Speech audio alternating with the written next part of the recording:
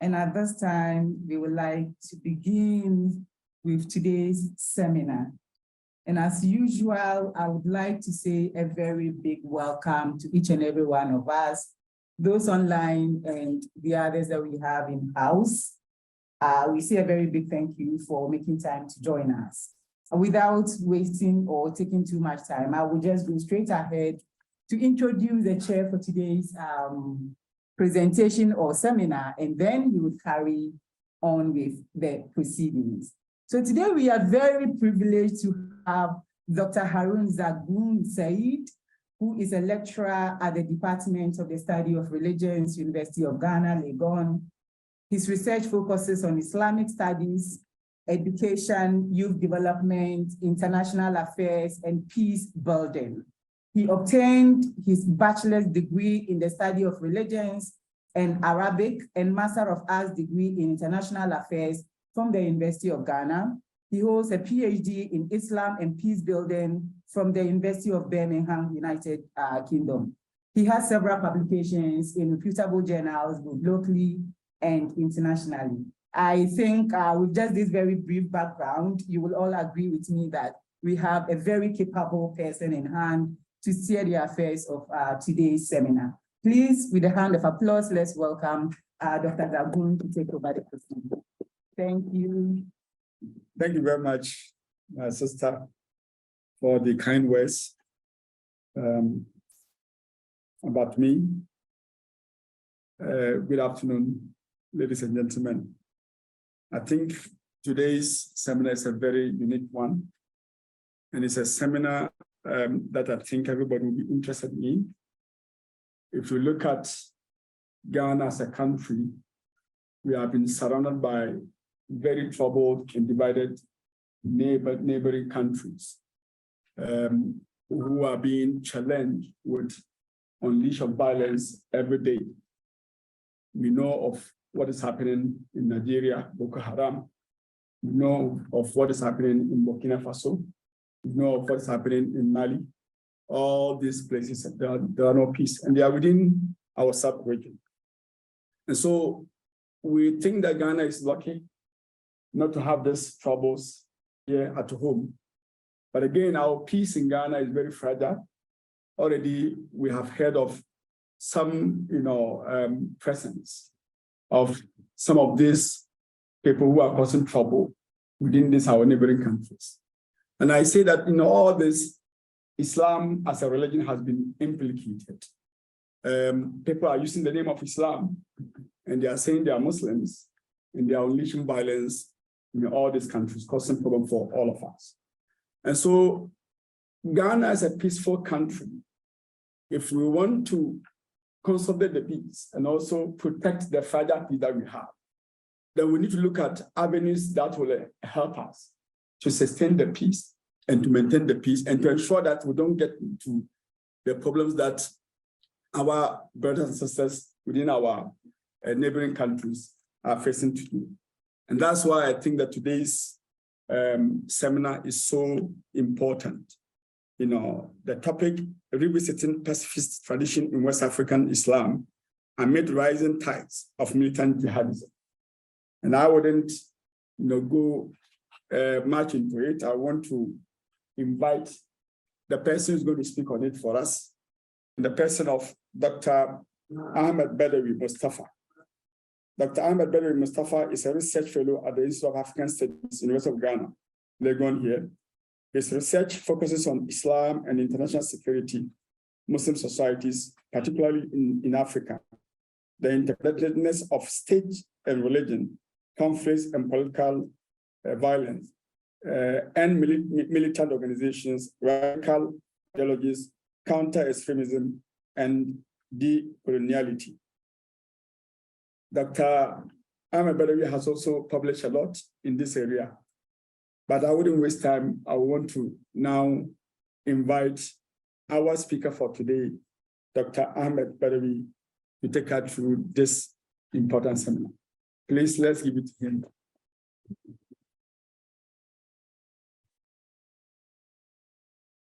Thank you very much, Chair, for the wonderful introduction. A very good afternoon to senior colleagues, audience with us here and audience online. It's a pleasure to be here to discuss this important topic today. And I think the chair has already clarified the topic we are having at hand today, and we can clearly see it on our screens, which is revisiting pacifist tradition in West African Islam amid rising tides of militant jihadism. I must point out that I have used pacifist tradition rather reluctantly. I prefer, as we shall see very soon, the original name of that tradition, which is the Sawarian tradition. But then also, authorities in Sawarian tradition have turned into using pacifist tradition, which is a bit loaded for me and might not necessarily show or indicate the true Sawarian, spirit. So this talk is meant to introduce a very broader background within which an ongoing research is situated, and it's not conclusive, it's ongoing. So this is very important, and hopefully with deliberations, we can get some feedback and, better the outcome of the research. So in terms of outline, we will quickly look at the activities of militant jihadists in West Africa. And I'm happy my chair started with it, because I didn't want to be the person who will start with that bad note. It's a reality facing us, but we don't like sharing it, but we have to talk about it anyway. So we'll then look at counterterrorism responses, not in details, of course, because that will take a lot of time, but just to make a point about something that relates to the research. I'll then look at historical background with respect to the scholarship, and also the relationship between the Sawarian scholarship and, of course, the Institute of African Studies. We'll then look at the central figure in terms of the Sawarian tradition, which is Al-Haj Salim Sawari. Then we'll look at the summary of their key traditions. We then come to the very crux of the issue, which is to compare some Sawarian notions with jihadist or militant, notions, so as to highlight the significance of Sawarian tradition, especially in our times. That will lead us into the current research, which is working on Malam Muhammad Rashad. We shall come to know who he is and all that. And also we'll look at some preliminary observation. I don't want to say conclusion because it's still ongoing. So now, I would like to start with this.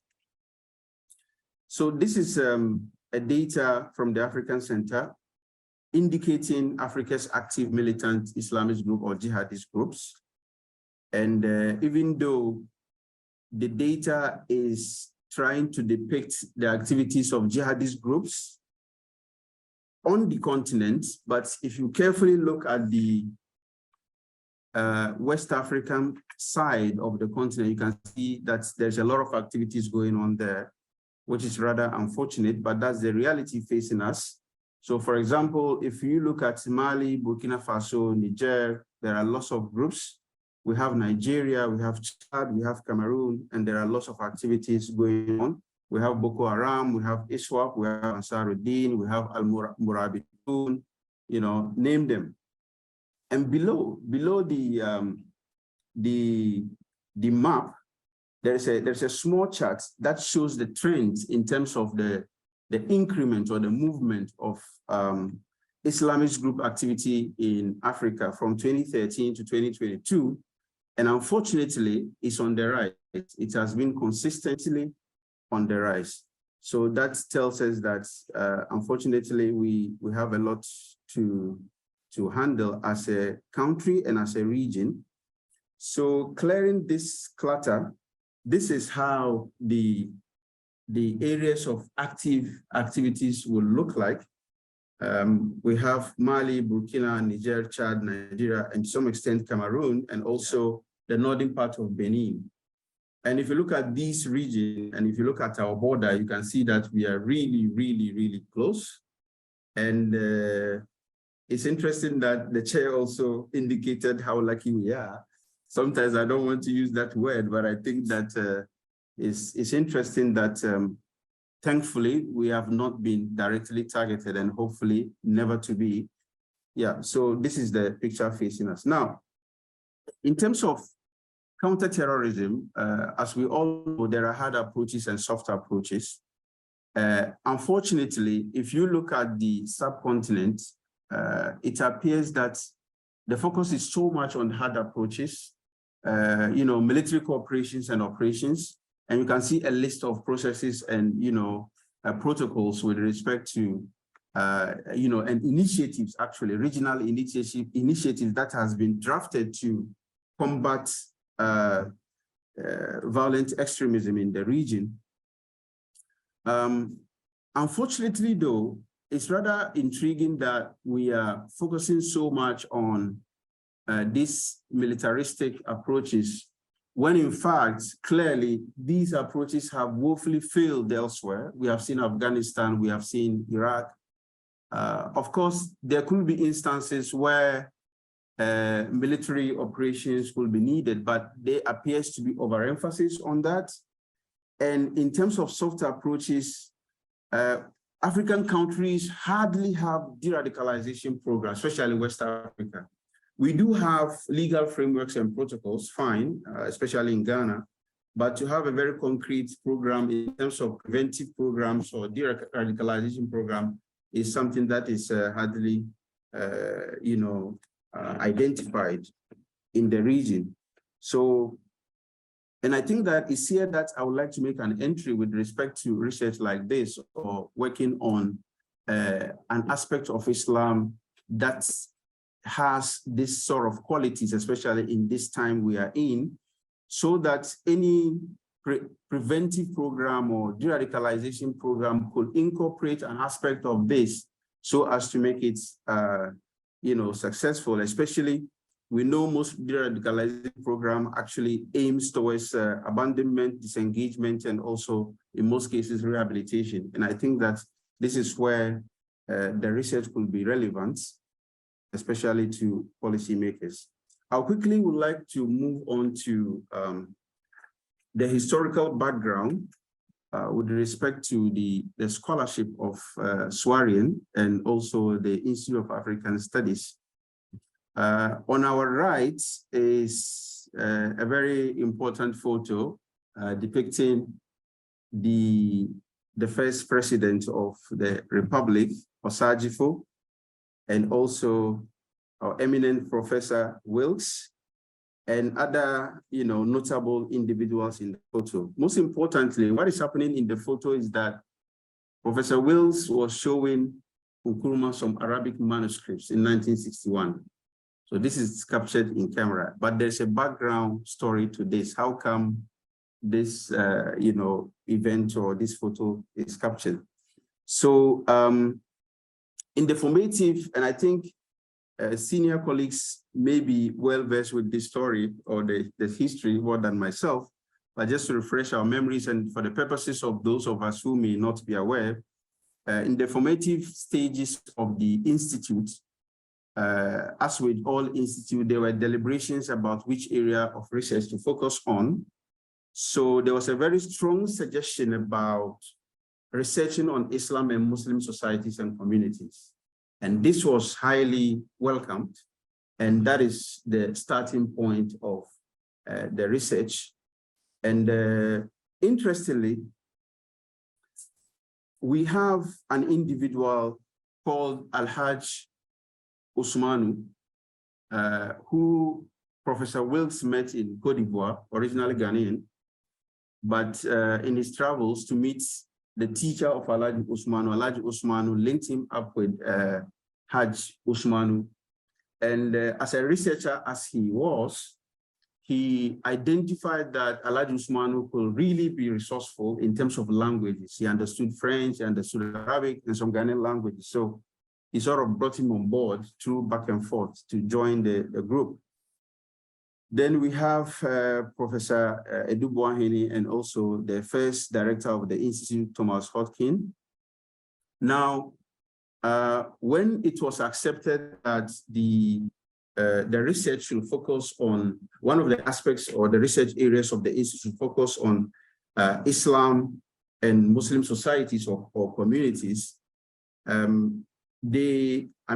Professor Wilkes and Haji Usmanu paid a visit to the then Muslim Council of Accra to inform them about the establishment of the new institute and the fact that one of the areas of their research is going to be on Islam and Muslim societies in Ghana.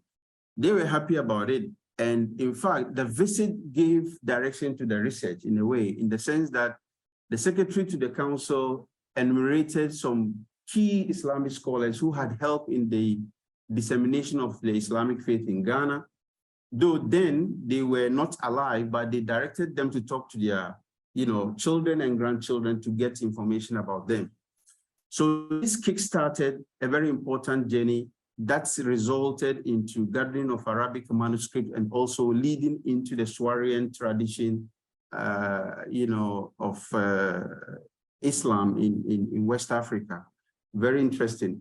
Now, the first visit to the Northern Territories, as they were called, the northern part of Ghana, was embarked upon by the first 4 individuals in this list. And subsequently, the research was carried on by Professor Wilk and Alhaji Usmanu himself.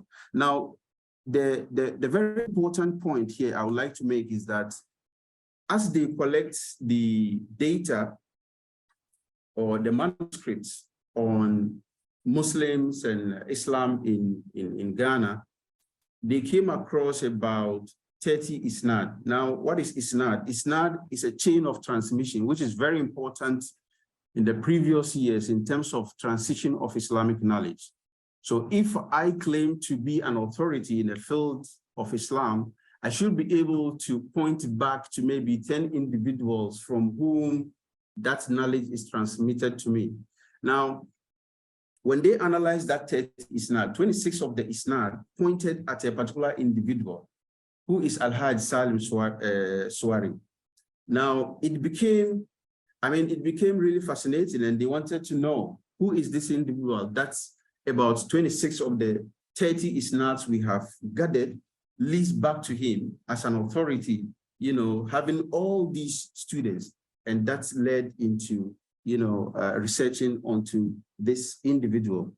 And the output of the research, the first 2 outputs of the research actually encouraged 2 additional key scholars of Swarian tradition, the then PhD candidates, Lamin Sane, and also the PhD candidate T.C. Hunter, were motivated by the output of the research of Professor Wilkes and Haji Usmanu, and they also, directed their PhD dissertations on the Swarians and published, especially that of Lamin is very popular. I'm not sure of T.C. Hunter because much is not heard about him, but his PhD thesis is very popular in the Swarian tradition. So this is just briefly the background in terms of the relationship between Swarian scholarship and the Institute of African Studies.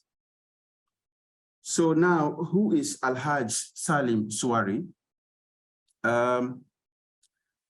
Now, as I mentioned earlier, they stumble upon him by studying the isnads, right? So it explains why certain information about him might not be very complete, because if not for the isnads, then it means that, the chains of transmission, it means that they wouldn't have even heard about it. So there are contestations about the centuries within which he lived. So for example, Sane, pegged him around 12th to 13th century, and he has his explanations for that. Then we have also Wilkes and Hunter pegging him around 15th century, also having their explanations for that, but that's not our point of focus here. So generally, there is less known about his personal life. What is rather known is about three things. First of all, his multiple journey to Mecca, the pilgrimage, then his scholarly life in terms of students and knowledge dissemination. And last but not the least, his nonviolent tradition is also something that's really associated with the name. I heard Swarian, okay, that's pacifist, or that's, you know, sort of. So, and I think that with respect to the pilgrimage, for example, nowadays when we talk about going for the Hajj 10 times, I mean, it's nothing because you go with airplane.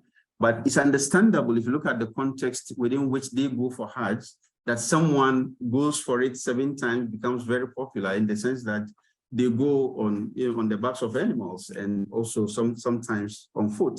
And it's not within the vicinity of Middle East, say Syria or Turkey or Iraq, but it's West Africa traveling all the way to Arabia. So this is really, so this is just briefly about him. Now, a very key issue with respect to the Swarian tradition is the key Swarian traditions that has been highlighted by Professor Wilkes, about 7 of them, and the last one is added by myself. So within the Swarian tradition, they have, of course, a way of viewing or interpreting or explaining different Islamic notions. So first of them is unbelief or kufr. Now, for them, someone being a non-Muslim is as a result of ignorance, like ignorance of the knowledge of God. So it's not as a result of maybe wickedness or arrogance, right? So second, they also have this view that people have differences in terms of the length they stay within the ignorance. Like some people stay in the ignorance for longer time, others, you know, others get to know of God early. So that is to say that ignorance is not permanent, you know, it can be cleared with knowledge of God. And also there is issue of conversion. To them, conversion happens in God's time. So there's no need to forcefully try to convert people to accept the faith. Then they completely reject militaristic jihad against unbelievers for the purpose of conversion. It's completely unacceptable. But what they rather accept is self-defense. And I think this is universal, you know, universally accepted. Self-defense is something that is generally accepted. Now, there is also the issue of an authority of non-Muslim ruler. The question of, should Muslims living under a non-Muslim ruler accept and support what is happening? I mean, some of these things, I'm enumerating may seem very irrelevant nowadays, but actually it's really, really a matters of debate, and it shapes some radical ideologies, as we can see. So the third part is that as a Muslim should present a very good example. So a good behavior should rather lead people who are not Muslims to like the faith and to accept the faith rather than anything else. And also they are of the view that the Sharia should be observed carefully, you know, through studies and practice. And also there is issue of isnad and ijaza, and I mentioned isnad, and ijaza is licensed to teach. So you don't just get up and teach any Islamic book or, you know, text, but you must have a license to teach that from your teacher, you know. So the reason why I added isnad and ijaza to the you can see that generally among the Swarian tradition is very important, you know, thing, something they observe, as Professor Wilkes himself has noted. And especially nowadays, in our time, it appears that everybody speaks for Islam, right? Especially in the age of social media. So you open your Facebook account or Twitter or Instagram and you find someone bearded with his big turban speaking on behalf of Muslims. Where is he coming from? What is his route? Who licenses him to say what he's saying? Nobody cares, you know. So this has implication with respect to radicalization, actually, especially as personally as someone who has really reviewed a lot of online content, radical content online. You realize that a lot of people get radicalized online by such scholars and without any strong basis in the Islamic tradition. So now to our comparison. So I will focus on the jihadist bit of it because we already know the Swarian stance on some of these things. So we know, for example, when we talk about disbelief, we know how the Swarian look at it. But for the jihadists or the militants, they see it as arrogance and disobedience. And not just that, there is something we call takfirism, which is the tendency to refer or to label a co-religionist as a disbeliever because of doctrinal difference. And key issue here has to do with the issue of bid'ah or innovation. Now, the radicals or jihadists actually have a very expansive definition of these notions, making it very broad and very sweeping to the extent that they could declare a fellow believer as a disbeliever, making the person, you know, a legitimate candidate for them to target, right? Unfortunately. So this is how expansive the issue of, you know, disbelief is in the jihadist discourse. Now, in terms of jihad, we know that jihad is not armed combat. It's not just armed combat. Of course, it would be unfair to say that armed combat has nothing to do with jihad. You know, it will be ignorant to say that, yes, armed combat is an aspect of jihad, but we have lesser jihad and we have greater jihad in Islam. Which is greater? This is subject of dispute, but most scholars agree that striving for self-purification and transformation is the greater jihad, right? So, but for the armed jihadists, forcefully imposing the faith through jihad and implementation of Sharia is, you know, their definition of jihad, and we can see that. Then there's also the notion of Jahiliyyah, I mean, from the Swarian, you know, traditions. Now, Jahiliyyah is basically, as we have seen, and according to the Swarians, ignorance of God that is reflected in kufr or disbelief. But for the jihadists, they have coined a new term they call neo-Jahiliyyah. That is to say that, okay, so Jahiliyyah has basis in pre-Islamic Arabia, where the pre-Islamic Arabia, as for those of us who know the history, was really barbaric. So it was referred to as a Jahiliyyah period, a period where people were ignorant of God and they could do anything at all. Now, for the jihadists, our era also is somehow engulfed in Jahiliyyah in the sense that there are some practices in terms of ruling, not implementing the Sharia or not following some specific, you know, economic methods, right? So that makes the international organization or the international system a Jahiliyyah system that needs to be forcefully combated in their thoughts. So now the issue of living under the Muslim rule, you know, we know the stand of the Swarians, but for the jihadists, they have a very interesting notion, the notion of Taghut. Now in Arabic, Taghut is a deity other than God, right? Simple. But for them, they have a very expansive explanation of this, to the extent that Muslim leaders who claim to be Muslims and do not rule by Sharia, they refer to them as, you know, Taghut, right? They also refer to systems like democratic participation also as Taghut. So what that means is that in their they have some steps with respect to territorial consolidation, right? And in their steps, they have a step they call destabilizing of the Taghut. That is to destabilize the current regime that is ruled by someone somehow regarded as a deity, right? And they do that through mayhem and chaos. That's what they call the tawahush, right? So the last but not the least is the issue of Sharia. Now, as we have seen, the Swarians, Sharia can be implemented, privately or within family or within a community. But for them, it has to be the sweeping, rule by which people have to live by.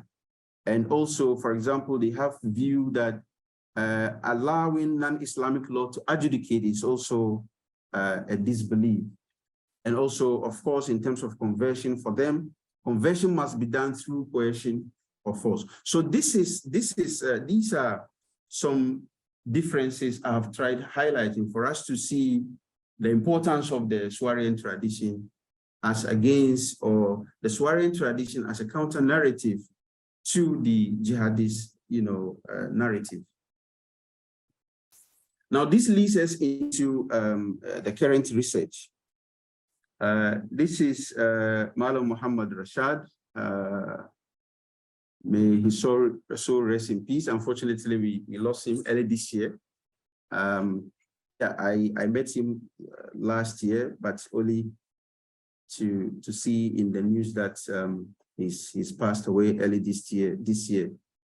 So the background to the current research, so the current research is entitled Pacifist Tradition Through the Case of Tafsir, a study of Malam Muhammad Rashad, exegesis of the Quran. Now, there was a call by the Sane Institute. So, the name of the institute also has linked with the research, if you follow closely, about research into pacifist tradition in West African Islam. Apparently, someone has, Sane also was thinking the need to sort of revive this pacifist tradition. So there was a call, and based on the requirement and everything, myself and my colleague, Dr. Renza, put together a proposal on this scholar, which is accepted, and we are working on him now. So now, the question could be, why this scholar, right? Why Malam Rashad? So the interesting thing about him is that until his demise early this year, he was the oldest living, Mufassir of the Quran in Kumasi. He was about 98 years old, and he was still, and actually, he was still going, right? Not 98 and weak. He was still, giving tafsir. When you meet him there, his energy level was so high. So he has given tafsir of the Quran for over 30 years and has completed, about 4 times of the Quran. So every Ramadan, he gives the tafsir like that consistently, uninterrupted. The only interruption was the COVID time, in 2020. So, and another thing about him is that he's revered by all sects in Kumasi. And Kumasi is very fragmented in terms of sectarian ideology, for those of us who know, but he's respected by all divides. He's well-versed, his knowledge in the tafsir of the Quran and the Arabic language is undisputed. And as I mentioned, he's non-sectarian in his teaching, very modest and humble. He lived and died in the house he was born, despite the fact that he could, his students consistently have offered him different, alternatives, offered him, cars, but he rejected all. Very traditional scholar. And on top of that, he's home trained. And we shall talk about this in a jiffy. So now, the background about him. The date of his death is actually uncertain, as usual with people of his age in Africa. But my interaction with his grandson actually indicated that they believe he was born in the late 1920s. Now, in his own interaction, in his attempt to understand where his grandfather got the name Muhammad Rashad for him, he got to understand that the name, he was named after an Ottoman, Sultan, Mehmed V, and whose full name is Muhammad Rashad. And interestingly, Mehmed V died in 1918. So, which means that it's after the demise of Mehmed V that Muhammad Rashad was born. Now, he was born and raised in Kumasi Zongo of Malam Salou. Malam Salou was an old chief and a scholar. And interestingly and coincidentally, Malam Salou is his maternal grandfather. And he's also a grandson to Imam Waki, the first chief imam of Kumasi. And he is his paternal grandfather. He learned the entire Quran on a wooden tablet under one Malam Hamza. And he continued under Malam Audu Dantano. Now, Malam Audu Dantano is also a very significant scholar in the Kumasi metropolis who had trained many scholars. And in terms of travels, he had traveled to Mauritania, Libya, and Mecca for Hajj, but not for studies. And the Libyan trip, I'm told, is a trip as a result of the invitation of the Gaddafi, the then Libyan leader. And he passed through Mauritania before going there. Now, there is something very interesting about his trip. I mean, there is a linkage between his trip and also his Arabic language in a way. That is to say that most of the visitors that came to Kumasi when he was young came from Mauritania and other neighboring countries. Now, we know in the history of Islam, there is this phenomenon of merchant clerics. So they come as merchants, but in fact, they are scholars in their own right, right? So these merchants used to communicate in Arabic as a lingua franca.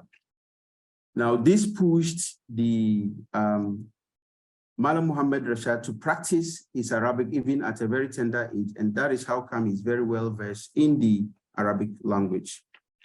So this is a brief information about him. Now, in terms of research questions, we are trying to solicit his views on sectarianism, which is also a major issue, in the jihadist discourse. Because if someone is from a different sect, as I mentioned, you can declare him as a disbeliever, and that follows. And also, we intend to sample his tafsir, his writing, his preachings about what does that tell us about pacifist tradition. And also, could he be linked to specific school of thought in terms of Sufi order or West African pacifist tradition? I mean, we have some partial answers to some of these questions, but not comprehensively. And how will his teaching and belief respond to the jihadism in West Africa? So in terms of methodology, as usual, cyber ethnography and ethnography, and we are still collecting data and trying to transcribe and translate. But most importantly, I would like to come to our preliminary observations so far in terms of the work. His life actually is a testimony so far of life and service beyond jihad, as Sani will put it in his book, Beyond Jihad. That is to say that he neither preached violence or advocated, name calling or calling out collegians because of doctrinal differences. And that is how come he's, accepted by almost all within the metropolis. He is an embodiment of peaceful coexistence, as he never advocated for revolting against the non-Muslim authorities in Ashanti region. And if we know the Ashanti region is predominantly, ruled and occupied by non-Muslim, and as Muslim minority, and also as authoritative as he was, he has never asked for any revolt against the leadership. The most interesting part about him is the fact that he's home-trained scholar. As I mentioned, he has never traveled. But what this also tells us is about the argument of Usman Ukani that in Beyond Timbuktu, that of course, Timbuktu, as we know, is a very significant city of knowledge. But then overemphasis on Timbuktu actually, blinds us to look into other smaller, hubs of traditional learning that also are very influential when it comes to the dissemination of the of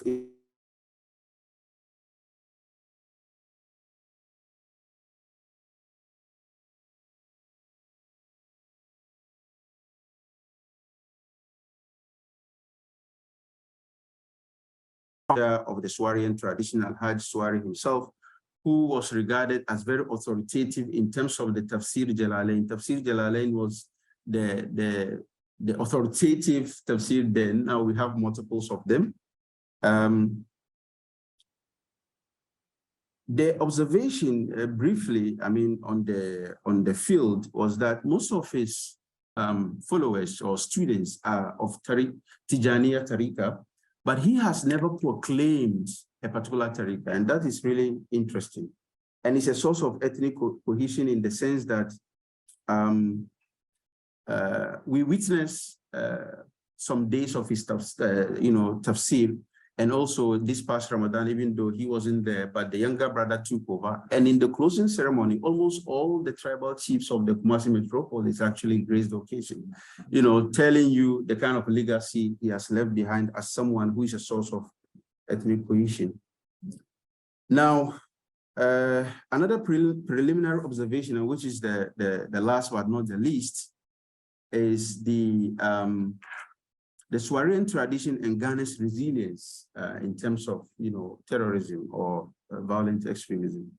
You can see that the tradition has a very fertile ground to thrive in the sense that generally Ghanaians, we are tolerant in terms of religion, even though there are some, challenges here and there, but generally the challenges has never led to any, massive confrontation. So we do, for example, also have interreligious marriages, as research has shown.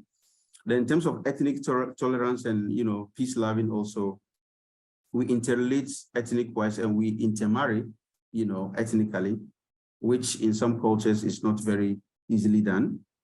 And also the reverence for elders and leaders, both traditional and religious, is something very important in Ghanaian tradition, and which to some extent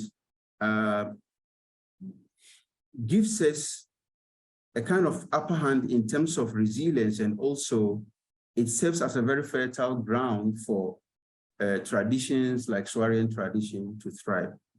And I was not sure to have luck, but my chair added it. So now I'll add it confidently. In terms of resilience, I think that we have been lucky overall as a country not to have been, targeted directly. And I'm saying this because we know for sure that some radical youth actually left Ghana and joined radicals elsewhere, right?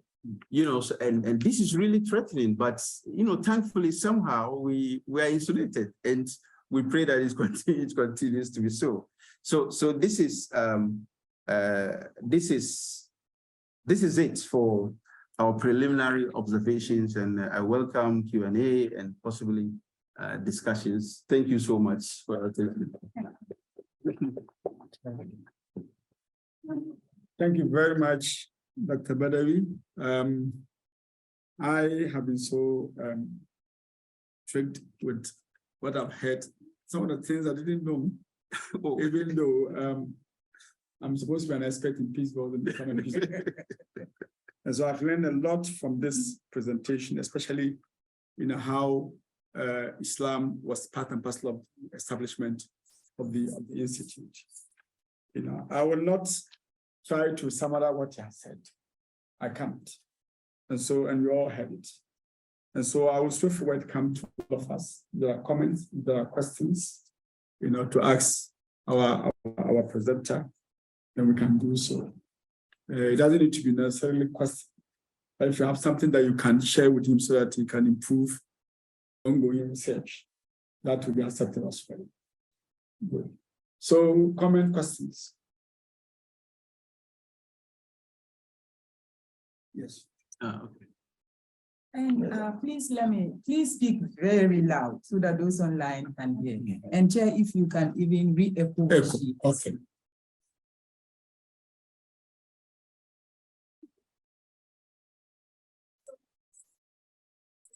Regards to the jihadism of the other Swearing. Yes. But then there are other scholars who are very different, like views when it comes to jihad or something like that. More like they see that whatever Swearing. Yes. because I've spoken to some imams who think that jihad is not always fight people or trying to force people to like convert to Islam and all that, but what's actually the swearing for the Quran. That's fine. Okay, so she wants a bit of more explanation or some explanation on the issue of the jihadist view and the swearing view regarding jihad. Okay. Is that correct? Good. Okay, let's take another question. And then yes, please. Yeah, so thank you very much for the presentation. I hope I'm loud enough. Yeah. That's never a problem. So I guess I have two questions and a comment. If you can get your name and then your question. I'm a research fellow here in the history of politics. So my first question, I guess, is around this notion of Ghanaian love and how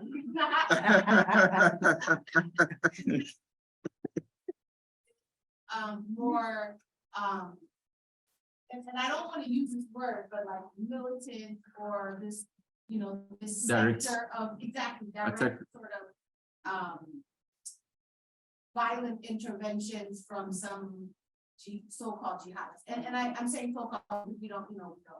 I mean, I don't want to be overly stereotypical. So that's my first question. And then the second question had to do with your methods. You said cyber economics. Yes.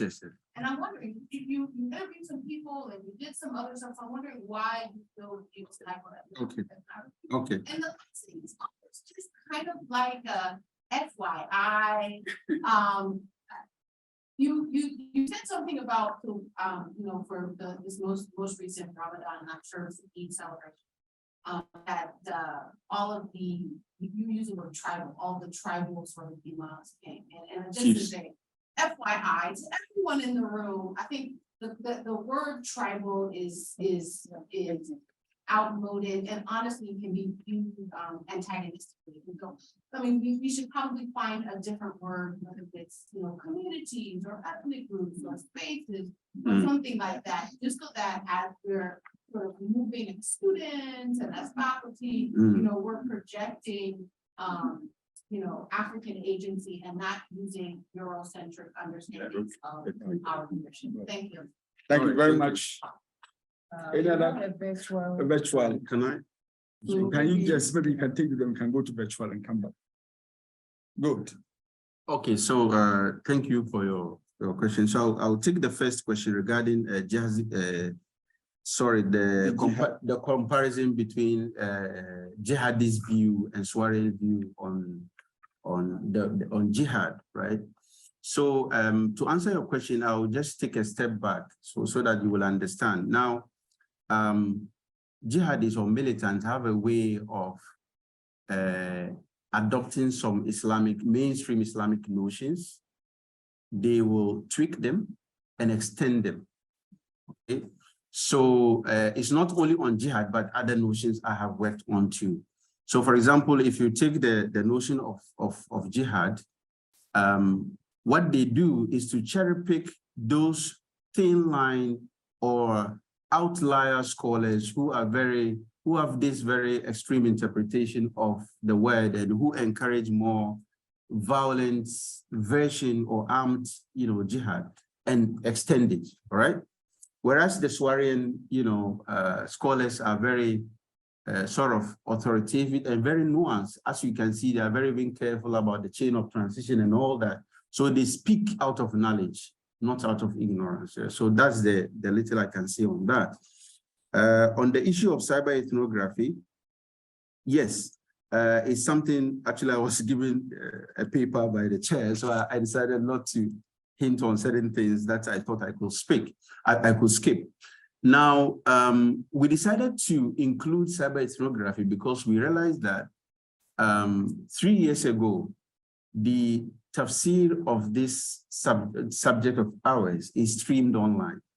So which meant that apart from the physical interaction we're having, there's also an online interaction going on regarding and not only the tafsir, actually, for example, he visits, he goes for a naming ceremony, he gives a talk, it's recorded and posted online. He goes to, there's a new mosque building, an area, he goes to open the mosque, he gives a talk, it's posted. So, okay, so this is another way to gather data. So that's why, how come we have cyber ethnography? And the issue of Ghanaian well, I don't know what to say about that, but I think that generally Ghanaians are peace-loving.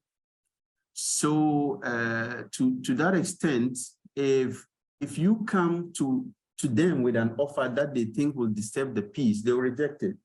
And maybe that is the lucky part of it. And let's hope it continues. Yeah. Yeah. So many things that we need to rethink. We can run out of luck. Yes, you can't continue to turn on luck. So there must be certain initiatives that is actually solidifying and consolidating the peace that we have. Yeah. And one of them will be this, getting to know about this Syrian tradition and trying to popularize it among the youth. And once they get it, they will reject any violence that comes in. But we cannot sit down without any initiative and always hope on luck. Luck can run away one day and will not be lucky anymore. Good. Can we go? Yeah. So let me take online. Then we come to that. Yeah, Siddiq, can you please mute and give or ask your question? Yeah, thank you for the opportunity. I hope you can hear me. Yes, we can hear you clearly. Thanks to the doctor who made the presentation. I'm Sadiq. My question is that I want to know whether in the preliminary observation of the presenter, he has encountered the terminologies regarding jihadists, regarding a Salafi, a Wahhabist, and a jihadist. How does he put them in a context so that people can easily understand them properly? Because when you look at some of the characteristics of what he indicated as depicting who a jihadist is, in fact, their strategy is, as he indicated, takfir, the issue of bid'ah, the issue of causing mayhem, tawahuj, and all those kind of stuff. So does it have a direct link to the phenomenon of what we are now seeing as a Wahhabi group or a Salafi? That is my question. Okay, then we'll take a question here then. Okay, thank you very much. My question is tied in with the issue of land. I want to find out from presenter his findings on in his research. Did he by chance look at the political causes of militant incursions in Africa? Because I have come across some literature that makes assertion that the militant incursions in places like Niger, Mali, Burkina Faso, which is just a poor neighbor to Ghana, as a result of the competing interest between the West and Russia, for example. And I'm tempted to believe that Ghana is not so lucky as we think we are. I think it's because these Western powers have not yet found interest in Ghana. That is why they are not yet in Ghana. It's part of the luck. But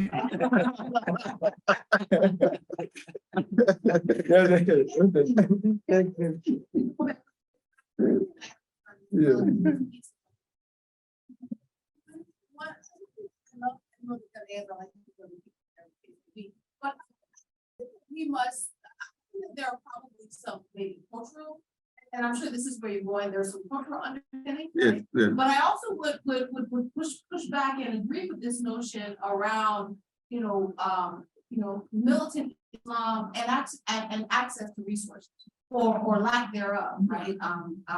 When you think about a Burkina Faso, for example, or you think about a Nigeria, or you think about a Nigeria, or you think about these spaces where there is a high level of militant Islam, is there a major internal divide between ethnic groups around resources, right? One may want to do, and this is not my area, but I'm just thinking, one may look at the political economy as well to see how that political economy is driving militant Islam. And I'm just thinking about, somebody who's struggling to eat, they don't have money for food feeds, and someone rolls up on them and says, hey, I can help you do X, Y, and Z, the government is doing nothing. To me, there's this underlying political economy resources conversation that I think we need to have around this notion of why Ghana doesn't find herself in the middle of this thing. And I'm Okay, all right. There is a hand there. Okay. Okay, so.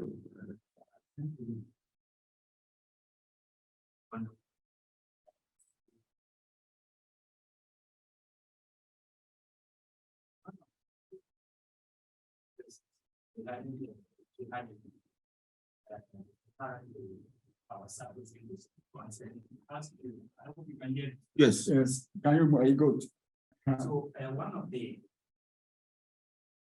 civil controversies regarding jihadism, as far as our subject concerned, has to do with the fact that religion, without the slight of doubt, particularly Islam, has contributed tremendously to the development of human civilization, taking into account the accounts of Ibn Sina and other Muslim scholars who have contributed tremendously to the development of knowledge.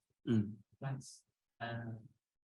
However, it appears along the line, I don't know whether it is as a result of the extreme level of or the literal interpretation of religious scriptures to justify the request for this or what it has as a result of the religious of jihadism. It appears to show that religion has now, or Islam has now become a giant obstacle, but it's that people see it as a system that destroys a human man. For instance, if you look at our brother Nazir from Yes. Yes. He was an intellectual, but being able to reveal such radical ideology. So in your own personal scholarly observation, what extent can we put or can we put really under control or in check? And do you agree or do you accept the argument that, or what is your observation regarding the contribution of national spirit, or what is the way and manner, or what role should national spirit align itself with academia in order to be scared? Okay.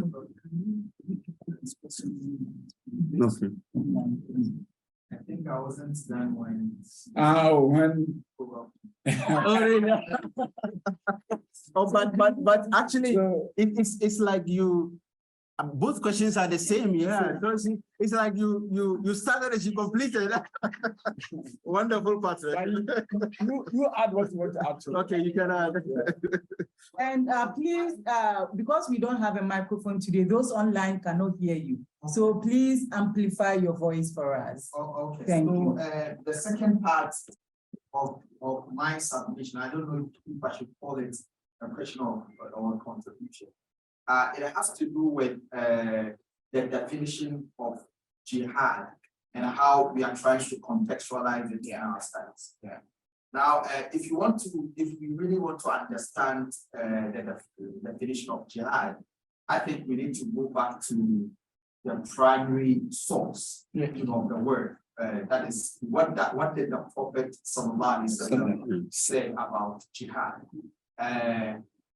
There's an incident which I know most of us who are Muslims here know. There was a time when the Prophet came back from a war. And with his disciples, they were there, and the Prophet made a statement that we have come back from a lesser jihad. We are yet to embark on a bigger jihad. And the disciples were quite, disturbed when they heard that statement. So they started asking questions. Which one is the lesser jihad and which one is the bigger jihad? And the Prophet said the bigger jihad is the jihad of the soul, how to keep the soul together.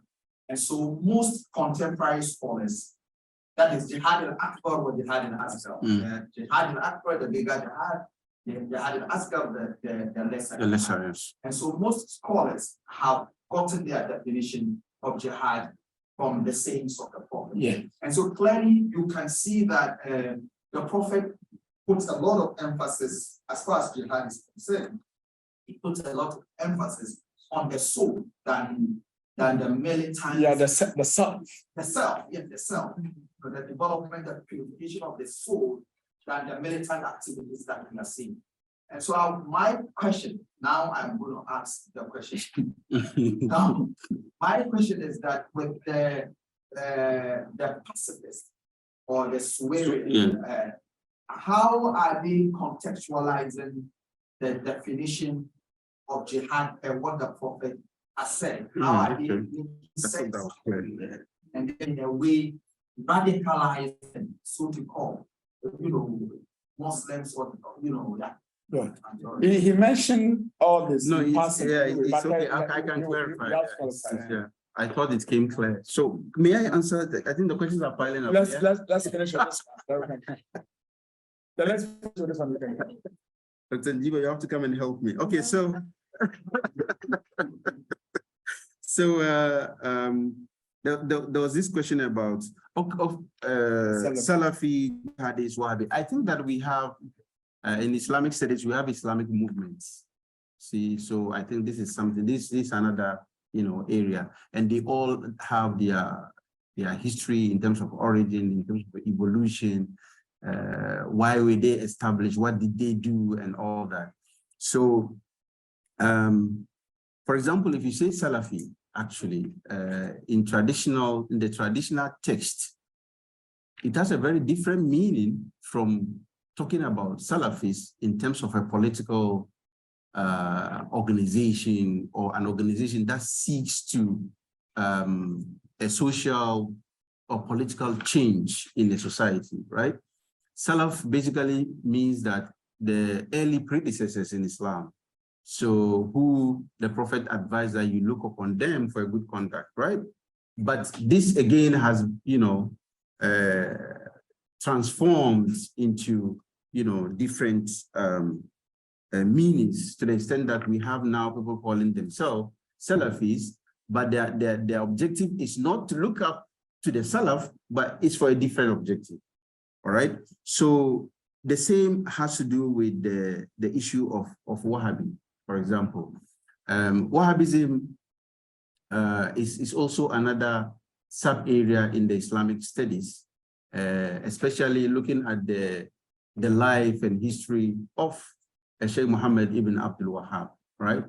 But the truth is that Sheikh Muhammad ibn Abdul Wahhab has never called himself Wahhabi, for example, or Wahhabists, right? But there are a lot of works on that. There are certain things scholars use to classify a particular version of Islam as Wahhabi Islam, as compared to other interpretations of Islam. So Wahhabi Islam is a particular interpretation of Islam as against an alternative interpretation. Now, what that means is that someone will see the Wahhabi interpretation of Islam as a matter of convenience and pick it for his own political or whatever goal. And someone could also pick that same Wahhabi interpretation of Islam for something good. Another person can pick it for something bad. So these are Islamic movements. They have their origins, they have their history, they have their teachings, and some of their teachings can be adopted by radicals to champion their goals. Just like, for example, we're talking about swearing, right? Someone may see something in the Swarian tradition that will, serve the goal of violence, and the person will use it, for instance. Meanwhile, the original Swarian intent is not for violence. So this is what I will say about the relationship between the Salafi, Jihadist, and Wahhabi movement. In terms of causes of militancy, of course, I think we did not mention that the focus has been on Swarian Jihad. There are so many causes of militancy, right? Some of them are political, some of them are economic, some of them are as a result of marginalization or discrimination. There are so many, some of them as a result of unemployment, what they call the youth bulge, especially in the Middle East, that is very popular. In terms of youthful population, the Middle East leads. So if there is no job and the youth are piling up, someone comes with something enticing, I'm a radical, and I would like you to help my cause. I will give you $50 every day. The person signs up, right? So we do have that. Yeah, that is for sure. You are right. That is there, but just that we did not touch on that. There was a question on the Swarian context of jihad. I think I mentioned that in passing. And if you observe the key traditions of the Swarian teaching, they focus so much on self-purification and reformation rather than any other thing. So to me, they need not to tell us this is their contextual understanding of jihad, but in practice, we can see it in what they do and in their, tradition. There were multiple questions here from my big man, but the bottom line I get from your question is about first putting religion in control and also a collaboration between academia and national security, right? Yeah. So now with respect to putting religion in control, there are positives and negatives to that. There are success stories and there are stories that are not so successful. So for example, if you look at Singapore, for instance, they have, even though very minority, but they have the Majlis Ulama, like the Council of the Ulama, and they work closely with the government in terms of issuing fatwa. You remember how I say everybody in Ghana or elsewhere can just, or Nigeria can just take video right now and speak on legal issues or Sharia related issues. It doesn't happen like that in Singapore, for example.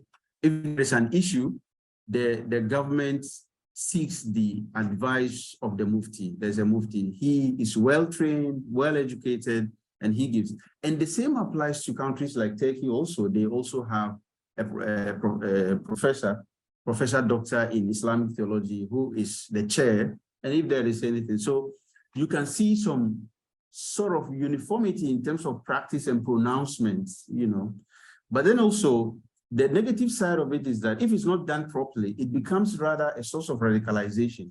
So if it goes wrong, the repercussion is really bad. So, so that's the two sides of it. So in some contexts, it's successful. Some contexts also not so successful. Yes, in terms of collaboration between academia and the national security, I think it's something that really needs to be emphasized. But unfortunately, what I have observed in Ghana is like the security apparatus is sitting elsewhere and the academia is sitting another place. And this is really unhealthy to the extent that there are a number of, terrorism protocols and, acts that are in circulation now, and people don't know about them even, you know, and I think that such a collaboration could help in the sense that in the least, the academics will educate their students, for example, about these acts and these pronouncements, so that they can also in turn, you know, take it home. So it's a viable thing, but yeah, thank you. Good. Yeah, we have Dr. Adam Adute. I saw your hand was raised. I'll come to Yeah. Yeah. Oh, okay. Thank you very much, Madam Chair. And thank you, Dr. Badawi, for such an interesting presentation. I just need some clarification on a couple of issues you raised. Initially, when you started, you said you were uncomfortable with the title of pacifist, referring to the people you were looking at. I just wanted to know why that hesitation in using the term pacifist. Dr. please, can you repeat your question? I think we couldn't hear you. Yeah. The speaker. Yes. Okay, Kindly repeat. let me try again. Okay. Dr. Mustapha, I was saying that when you started your presentation, you said that you had reservations about using the term pacifist regarding okay. Yeah. Okay, I get it. On that. And okay. The second one is how mainstream. We've lost you. I think his network is not stable. Is a tradition you and if it's not, how do we mainstream it as you try to push this pacifist tradition? Thank you very much.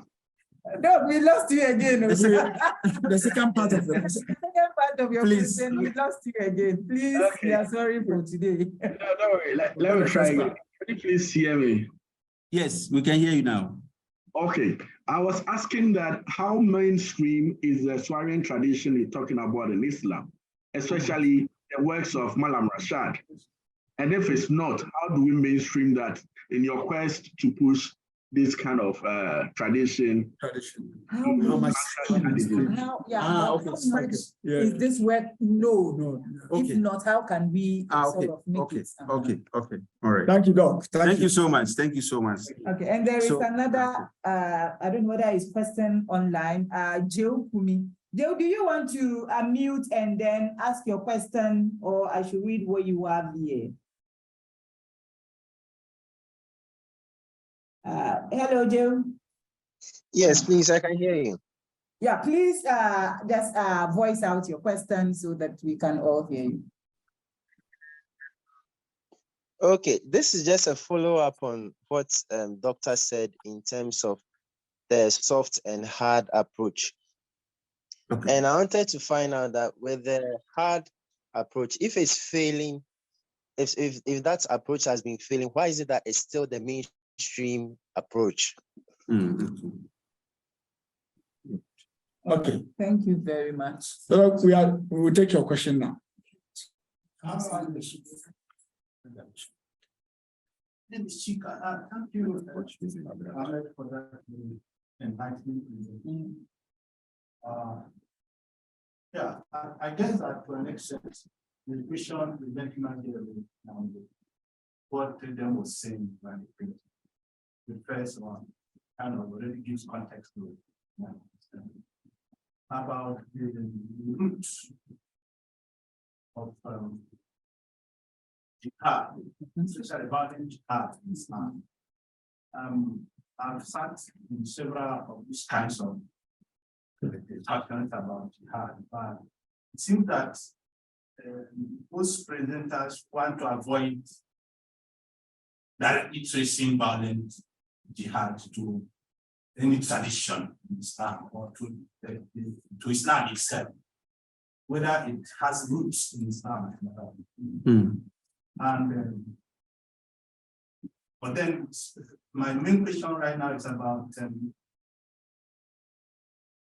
I'm Nigerian, so let me go to that context. Okay. Islam as a political identity versus Islam as a religion. Is that something that I guess I started this conversation with Yes. About Islam as a political identity, as different to Islam as a religion. Okay. It's something that makes sense in the context of the jihad. Because when you take Islam as religion, we can have all these nice conversations. But when you take Islam as a political identity, as an identity, the discussion shifts entirely and becomes very tense.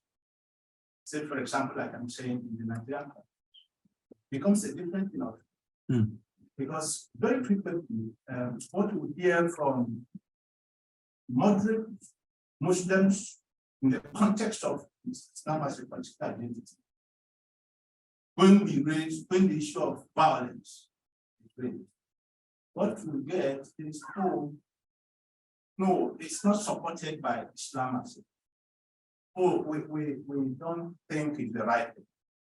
But what you never get is condemnation. Is that kind of thing between the good cop and the bad cop.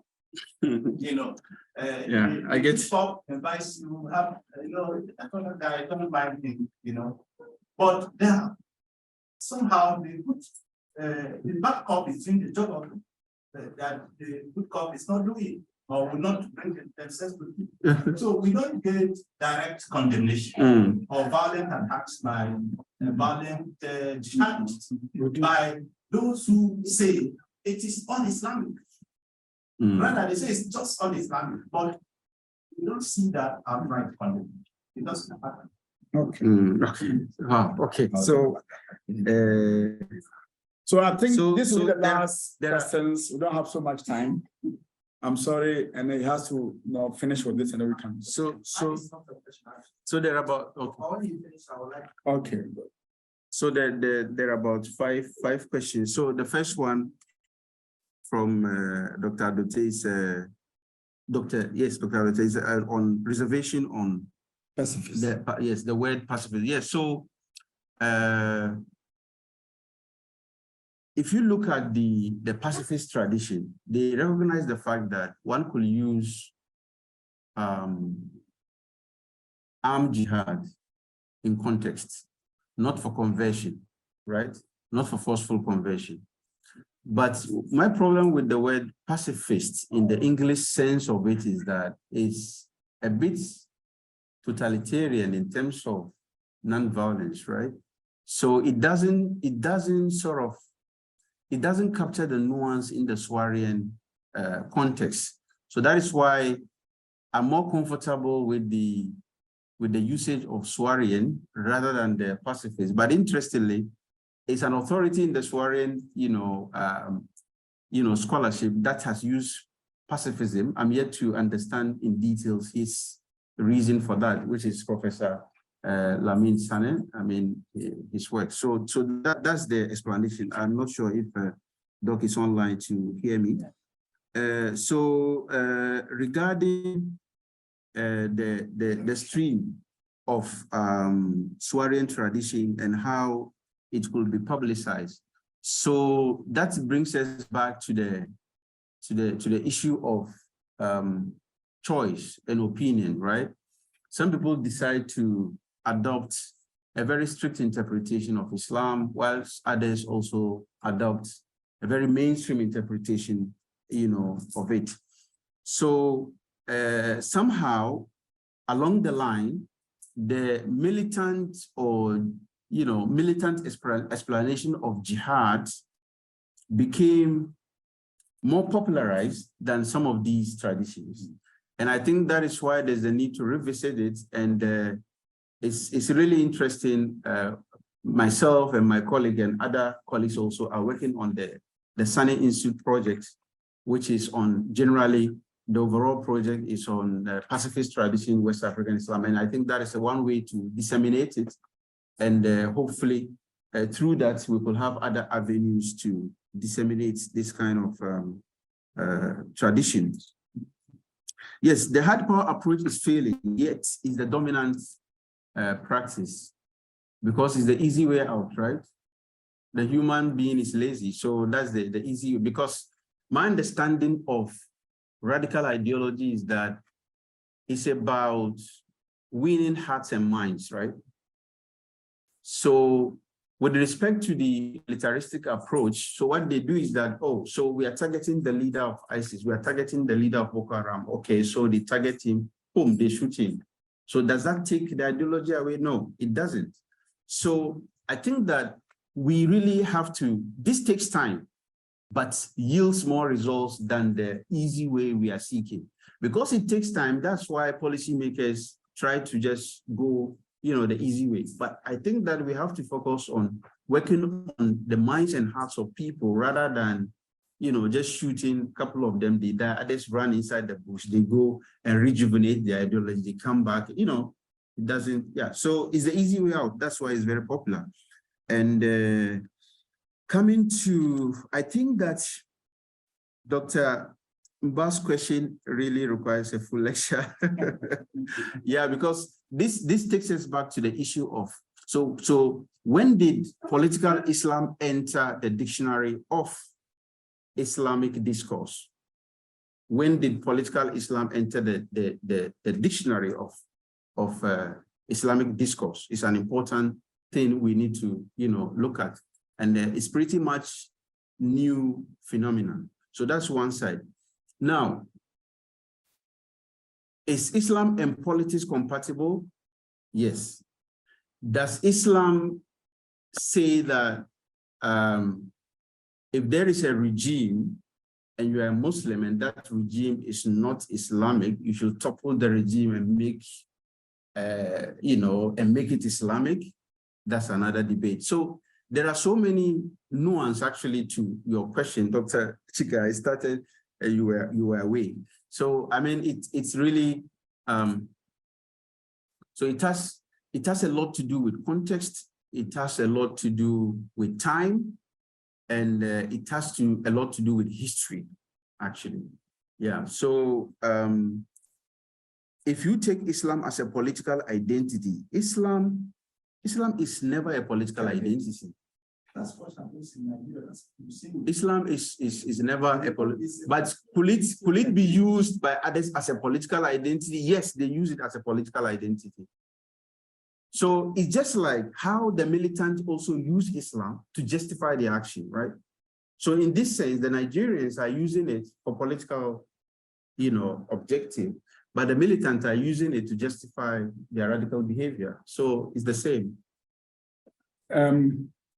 Oh, okay. Before that, I just want to add I've studied the Nigerian system, Doctor. And if you look at Boko Haram, I don't know whether you have done a lot about Boko Haram. The whole idea of Boko Haram came as a result of issues of poverty, issues of lack of, you know, concern for the underprivileged. It began long as a normal preaching that people do until it became more, you know, violent as we have to. So I don't even think that even in Nigeria, Islam is used as a political identity, because majority of Nigerians, you know, Muslims are not as violent as we see recently. There is so much even contestation between the Muslims themselves. Rather than recently, I was in a conference, and a Nigerian scholar was telling me that even now they are targeting those scholars who are moderate. The Muslims, you know, some Muslim scholars are targeting those who are moderate within among themselves. And so I think that it's all about, you know, certain geopolitical context that we need to understand. And that thing can come together, and I'm saying it.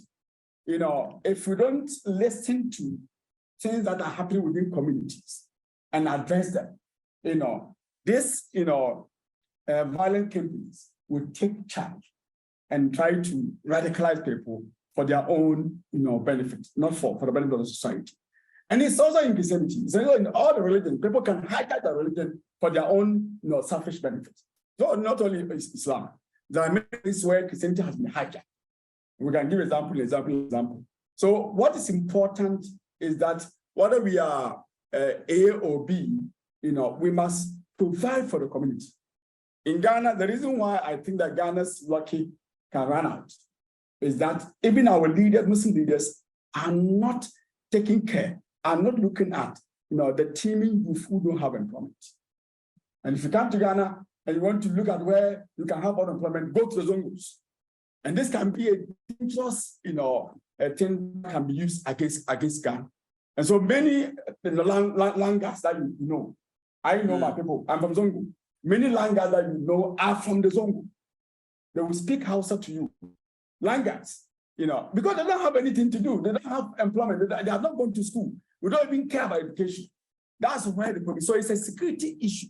Yeah. That must be handled in that case. Otherwise, one day somebody will raise up and start using them against us. And we say it's political Islam. It's not political. It is the poverty of the people that, you know, the leaders have not, you know, taken care of. That's actually rising on bringing all this. Okay, I'll take the last two quickly, then we go.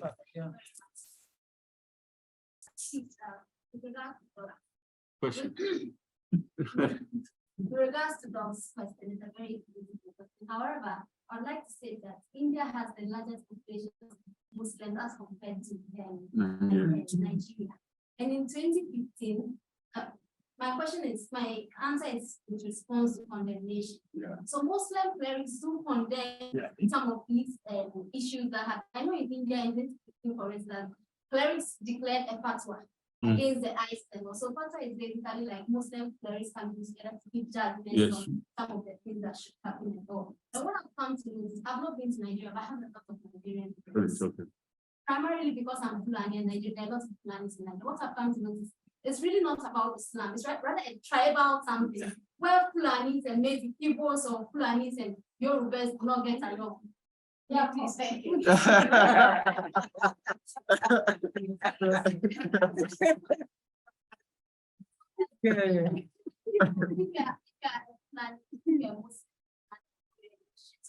kind of the religion kind of covers it, but it's more of a tribal issue than a religious issue. But then since Fulanis are seen as Muslims and Igbos are seen as Christians, then they use the religion as cover. Also, the sectionality of that. So they say we should use ethnic instead of tribal. Good, thank you. Good. I think we respond to two submissions. One is on the saying that whether Islam allows for Muslims to topple a government that is not a Muslim leader. I think the Quran is very explicit on that because the Quran says that that follow Allah, follow the Prophet, and this one in authority amongst them. And the only instance where Muslims are allowed to topple leadership is when that leader is oppressive against them. That's a natural move, where people are allowed to defend themselves. So that's one aspect. That thing has to do with the condemnation Doc spoke about. Now, I am a researcher in media and communication, and I say that most of the time the issue has to do with the media. In the point is giving the narrative, and what is the background of the one telling the story. Most of the issues that we hear about extremism, radicalism, all sorts of information. And how is the media framing these stories? And as a Muslim, and an academic, I see that the media has not been fair to Muslims when it comes to covering news stories or stories about some of this. There are a lot of Muslims who condemn some of these things, but the media do not talk to them. They don't interview new people who will come out, and then make it public for people to see how Muslims are themselves piqued by them. Because you see, Muslims themselves are not saved by the activities of these people. Take Boko Haram. Most of the activities are in northern Nigeria, Maiduguri, etc. And these are Muslim-dominated, communities. And they are the people who suffer the brunt of these acts of terrorism. And ISIS. Look at where they are, Syria. Okay. You have all those people that are Muslims and so they are political. Thank you very much. I think the message is clear, and I think we want to thank first and foremost our presenter for the wonderful presentation you have done. We also want to thank the coordinator of the seminar, for bringing us here. You know, and I was in Riyadh, you know, just last week, and she has to call me, you know, ensuring that I will come, you know. And we want to thank all of us for coming, you know, and also appreciate the contribution all of us have done, both face-to-face and online. We appreciate your contribution, we appreciate your companionship. So on this note, I will go back to Dr. Hasia to now run up the whole. All right. Thank you very much. I think he has already done the thanking, so I don't need to do that again. But as usual, I say a very big thank you to everybody online and those in-house for your usual support. And next week, and to our presenter, in fact, it was very, very illuminating. And it's one of the seminars I've really enjoyed, perhaps because I have learned a lot as a Muslim. Yeah. Thank you very much. So next week, we have another very interesting presentation, and this will be done by Julio Kambanku, who is a PhD, I think, exchange students at the Institute. And he will be talking on financialization, commodity production, and capital accumulation, the case of West Africa. Please don't ask me what is financialization. When I saw it, I had to go and look what is financialization, because this is my first time of also getting to know what it is, and I'll be very happy to join this particular seminar. So please join us next week, online or in-house, and we would appreciate your contribution. Thank you once again. Thank you very much. Yeah. Well done. Yeah, let me do this. Yeah. It's so wonderful. I like it. Congratulations. Yeah. You did it. Yeah, good job, Ahmed. That is Jenny. So good job, Ahmed. Yeah, good job. Yeah. Yes.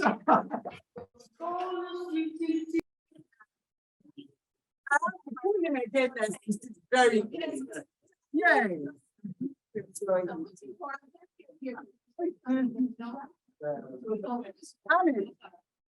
Oh, you want to use it for the seminar? No. There is no money. I don't like it. It's a normal academic.